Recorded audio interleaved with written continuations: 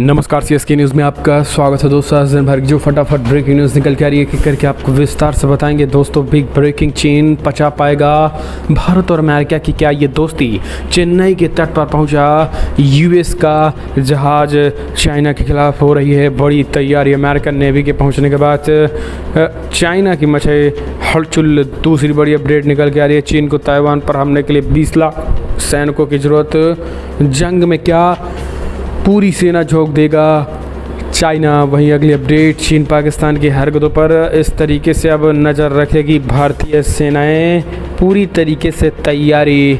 चौथी बड़ी अपडेट, चीन ने सैन्य अभ्यास के चौथे दिन ताइवान के पास ज़मीन पर दागी ताबड़तोड़ मिसाइलें, दिखाई अपनी ताकत। तो एक एक करके आपको विस्तार से बताएंगे। जहां चीन में फिर पांव पसार रहा कोरोना। हैनान प्रांत में लॉकडाउन के बाद फंसे 80,000 टूरिस्ट। तो भी करके आपको बताएंगे। जहां एक ही समुदाय ने हथिया ली 400 करोड़ रुपए की 2000 बीघा ज़मीन। मंदिर का बदल दिया नाम, वो भी हम आपको बताएंगे। इस बीच 5 सालों में पहली बार अक्षय कुमार की रक्षाबंधन को यू, लाल सिंह चड्ढा को यू, ये जानिए फिल्मों को कैसे सेंसर सर्टिफिकेट, वो हम आपको बताएंगे। इस बीच मदरसे में काट रहे थे पशु, मौलाना समेत 4 को गिरफ्तार कर लिया गया है। वहीं नोएडा में जिसने महिला को दी थी गाली, सीएम योगी का पहुंचा बुलडोजर। बाबा बुलडोजर देखकर लगे योगी योगी के नारे। तो एक करके आपको विस्तार से बताएंगे, लेकिन उससे पहले एक छोटा सा निवेदन, अगर आपने चैनल को सब्सक्राइब नहीं किया तो पल पल के अपडेट के लिए चैनल को सब्सक्राइब करो। अगर आप भी मानते हैं कि चीन और पाकिस्तान की हेकड़ी भारत ही निकालेगा तो इस वीडियो को लाइक करके अपना समर्थन दर्ज करें। दोस्तों 10 साल पहले ही बड़ी अपडेट निकल के आ रही है, क्या चीन पचा पाएगा भारत और अमेरिका की ये दोस्ती। भारत पहुंचा अमेरिकन नेवी का जहाज़ पहली बार। दरअसल आपको बता दें, उन्नत तकनीक और मशीनरी के क्षेत्र में अमेरिका समेत अन्य यूरोपीय देश भारत से अव्वल रहे हैं और इस वजह से भारत अपने रक्षा उपकरण समेत अन्य मशीनों संबंधी अपनी ज़रूरतों के लिए पश्चिमी देशों पर निर्भर रहा है। अमूमन इस उपकरणों और मशीनों की रिपेयरिंग भी भारत पश्चिमी देशों में करता रहा है, लेकिन इस बार गंगा उल्टी बहती दिखाई दे रही है। इस बार अमेरिकन नेवी का जहाज़ भारत रिपेयरिंग के लिए पहुंच चुका है। भारत के रक्षा मंत्रालय के मुताबिक ये पहली बार हुआ है जब अमेरिकन जहाज़ रिपेयरिंग के लिए भारत पहुंचा है। ये सब भारत और अमेरिका के बीच बढ़ते सामरिक समझौते की वजह से हो पाया है।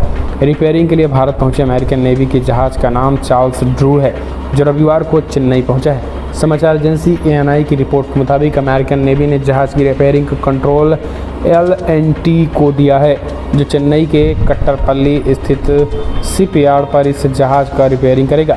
वैसे आपको बता दें दोस्तों, आपको जानकर हैरानी होगी कि महज जहाज़ जो है, ये जहाज़ केवल महज रिपेयरिंग तो एक बहाना है।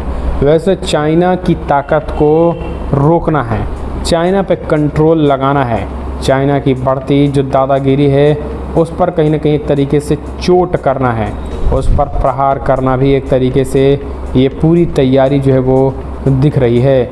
अगली एक और अपडेट निकल के आ रही है दोस्तों, बिग ब्रेकिंग न्यूज़ निकल के आ रही है, जहां चीन को ताइवान पर हमले के लिए 20 लाख से ज़्यादा सैनिकों की है ज़रूरत। कि जंग में पूरी झोंक देगी ताकत। दरअसल नैन्सी पेलोसी की यात्रा को लेकर चीन और ताइवान के बीच जंग जैसे हालात तो बने हुए ही हैं।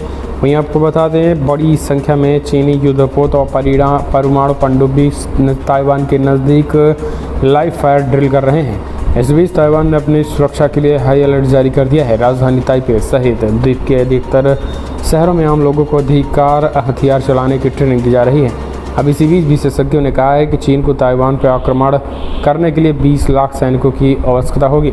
इसके बावजूद ये तय नहीं है कि इस युद्ध में चीन की जीत हो सकेगी या फिर नहीं, लेकिन 20 लाख के करीब सैनिकों को इकट्ठा कर रहा है चाइना। अगली एक और अपडेट, चीन ने सैन्य अभ्यास चौथे दिन ताइवान के पास ज़मीन पर दागी मिसाइलें। भारत और अमेरिका और जापान ने दी चेतावनी। अमेरिकी प्रतिनिधि सभा नैन्सी पेलोसी, एक और आपको बता दें ड्रामा निकल के आया, जहाँ ताइवान के आसपास समुद्री और ज़मीनी क्षेत्रों पर मिसाइलें दागी हैं चाइना और लड़ाकू विमान भी उड़ाए हैं। इस बीच खबर ये भी है कि रविवार को चीन के सैन्य अभ्यास का आखिरी दिन था। हालांकि इनकी आधिकारिक पुष्टि नहीं की गई और इस दौरान उसने ताइवान के पास आइलैंड अटैक ड्रिल को अंजाम दिया है। मतलब उसने अपने सैन्य अभ्यास के दौरान ताइवान के पास ज़मीनी हमले किए हैं। इसका मकसद इसके ज़रिए ताइवान को डराना है। चीन लगातार ताइवान और उसके आसपास के क्षेत्रों को अपना बताता आया है, अब वो इस पर दावा पेश करना चाहता है। चीनी सेना पीपल्स लिबरेशन आर्मी PLA की ईस्टर्न थिएटर कमांड ने एक बयान में कहा है कि 4 दिन के सैन्य अभ्यास के दौरान ईस्टर्न थिएटर कमांडर एयरफोर्स और PLA के कई लड़ाकू विमानों ने चरणबद्ध तरीके से ज़मीनी तौर पर हमलों का अभ्यास किया है। अगली एक और अपडेट निकल के आ रही है दोस्तों, आपको बता दें 75 बांग्लादेशी लड़कियों को पत्नी बनाया, भारत लाया, फिर मुनीर का गुनाह जान, हैरान रह जाएंगे आप भी। दरअसल मुनीर उर्फ मुनीरुल, इसे इंदौर पुलिस ने 10 महीने पहले सूरत से गिरफ्तार किया था। तब इसकी शादियों की चर्चा खूब थी। 28 साल की उम्र में इसने 1 2 नहीं 75 शादियाँ कर ली थी। संख्या सुनकर आपके और हमारे होश उड़ जाएंगे, लेकिन ये सच था। बांग्लादेशी लड़कियों को भारत लाने के लिए मुनीर उर्फ मुनीरुल उससे शादी करता था। ऐसे में आपके मन में ये सवाल उठ रहा होगा कि मुनीर ने इतनी शादियाँ क्यों की? अगर उसने 75 शादियाँ की तो उसकी पत्नियाँ कहाँ हैं? इस सवाल का जवाब इंदौर पुलिस ने जब पिछले साल दिया था तो लोगों के होश उड़ गए। मुनीर सिर्फ बॉर्डर पार करवाने के लिए उन लड़कियों का दूल्हा बनता था और उन्हें पत्नी बनाकर इंडिया लाता था। आपको बता दें मुनीर ने लड़कियों के साथ शादी करता था। मुनीर उर्फ मुनीरुल को इंदौर पुलिस ने सेक्स रैकेट के मामले में अक्टूबर 2021 में सूरत से गिरफ्तार किया था। इसकी गिरफ्तारी इंदौर से गिरफ्तार बांग्लादेशी लड़कियों से मिले सुराग के बाद हुई थी। इन लड़कियों को सीमा पार करवा कर बांग्लादेश से भारत मुनीर ही लाया था। मुनीर बांग्लादेश से 1 2 नहीं पूरे 200 लड़कियों को लाकर इस धंधे में ढकेल दिया है। तो समझिए बांग्लादेशी जो है आकर देश को पूरी तरीके से बर्बाद कर रहे हैं। एक तरफ रोहिंग्याई और बांग्लादेशी आकर कब्जा कर रहे हैं, तो दूसरी तरफ इस तरीके के गंदे कार्य कर भारत को भी बदनाम कर रहे हैं। एक और अपडेट निकल के आ रही है दोस्तों, आपको बता दें चीन में फिर से पांव पसार रहा कोरोना। हैनान प्रांत में लॉकडाउन के बाद फंसे 8,000 टूरिस्ट। दरअसल दक्षिणी चीन के हैनान प्रांत में कोविड-19 के 259 नए मामले सामने आए हैं और इस प्रांत में महामारी से जुड़ी पाबंदियों के कारण करीब 80,000 पर्यटक फंस गए हैं। प्राधिकारियों ने हैनान के तटीय शहर सानिया को शनिवार को कोविड-19 का हॉटस्पॉट घोषित कर दिया था, जिनका मतलब ये है कि वहाँ संक्रमण के सबसे ज़्यादा मामले हैं और उन्होंने शहर में लॉकडाउन लगा दिया है, जिससे चीनी नागरिक और पर्यटक अपने होटलों में कैद हो गए हैं। प्राधिकारियों के मुताबिक सानाया से जाने के इच्छुक पर्यटकों को 7 दिनों तक 5 PCR जांच में कोरोना वायरस से संक्रमित न पाए जाने की बात कही। अगली एक और अपडेट निकल के आ रही है दोस्तों, आपको बता दें कि समुदाय ने हथिया ली 400 करोड़ की 2000 बीघा ज़मीन। मंदिर का बदल दिया नाम। गुजरात के खेड़ा में लैंड जिहाद पर सरकार सख्त। गुजरात के खेड़ा जिले में स्थित नदियावाड़ में लैंड जिहाद का बड़ा मामला सामने आया है। यहीं मतार तहसील के मुस्लिम समुदाय के लोगों ने जलसाजी करके और हथकंडे अपनाकर 400 करोड़ रुपए की 2000 बीघा ज़मीन को खरीद कर अपने नाम करा लिया। 2012 में जब इस ज़मीन की खरीद बिक्री से जुड़े 628 मामले संदिग्ध पाए गए तो 500 से अधिक लोगों को नोटिस जारी कर सबूत पेश करने के लिए तलब किया गया। दैनिक भास्कर की पड़ताल के अनुसार 250 ऐसे मामले भी हैं जिनमें भूमि से संबंधित कानून के तहत ज़मीन को जब्त करने की कार्रवाई भी प्रशासन द्वारा की गई है। गुजरात सरकार भी इस मामले को लेकर गंभीर है और राज्य के राजस्व मंत्री राजेंद्र त्रिवेदी खुद मतार तहसील के कार्यालय में पहुंचे थे, जहां उन्होंने जानकारी दी कि 1930 मामलों की जांच की गई है। 400 करोड़ रुपए की 2000 बीघा ज़मीन फर्जी किसानों के मिलते जुलते नामों के साथ खरीद ली गई है। आप समझ लीजिए ये लैंड जिहाद कैसे कर रहे हैं जिहादी।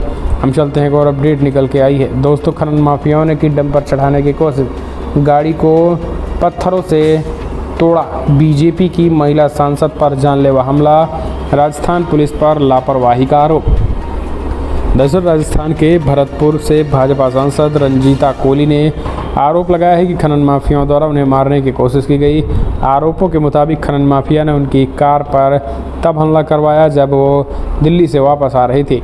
हमले के विरोध में उन्होंने उसी स्थान पर धरना देना शुरू कर दिया। सांसद ने पुलिस पर भी लापरवाही का आरोप लगाया। घटना 8 अगस्त सोमवार की है। सांसद रंजीता ने इस घटना के बाद धरने और पुलिस से हो रही बहस का वीडियो अपने फेसबुक पेज पर शेयर कर दिया। हम चलते हैं और अपडेट निकल के आ रही। मदरसे में काट रहे थे पशु, मौलाना समेत 4 गिरफ्तार, महिलाओं के शामिल होने का भी खबर। शाहजहांपुर का है मामला। उत्तर प्रदेश के शाहजहाँपुर जिले के एक सरकारी मदरसे में पशुओं की अवैध कटान का मामला प्रकाश में आया है। पुलिस ने मदरसों में छापा मारकर लगभग 1 कुंटल मांस बरामद कर लिया है। इस मामले में 4 लोग गिरफ्तार किए गए हैं। इनमें से एक मौलाना भी है। अवैध कटान में कुछ महिलाओं के भी शामिल होने की जानकारी सामने आई है। मामला रविवार 7 अगस्त 2022 का है।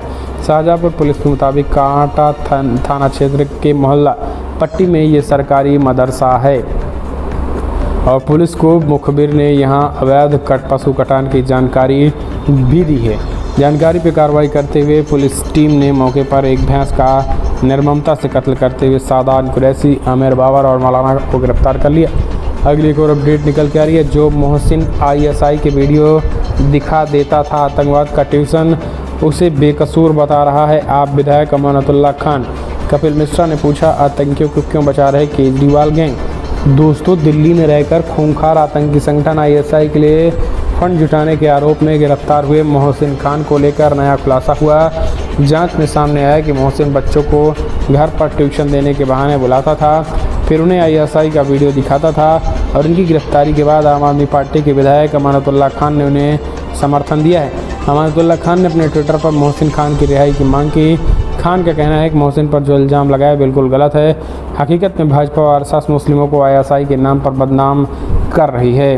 इस तरीके की बातें अब आप समझ लीजिए कि जब आम आदमी पार्टी के विधायक ही ऐसे आतंकियों का समर्थन करेंगे तो फिर आने वाले समय में आम आदमी पार्टी और दिल्ली का भविष्य क्या होने वाला है, अब ये आपको बताने की ज़रूरत नहीं, ये आप अच्छी तरीके से आप समझ ही सकते हैं।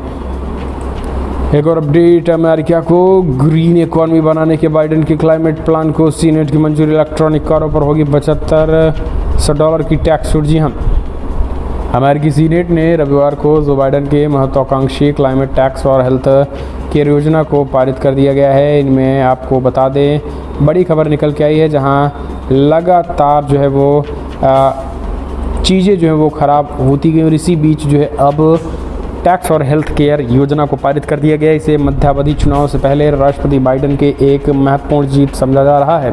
430 अरब डॉलर खर्च की योजना को सीनेट ने अपनी मंजूरी दी। अगले सप्ताह प्रतिनिधि सभा में पेश की जाएगी, जहां इसके पारित होने की उम्मीद है।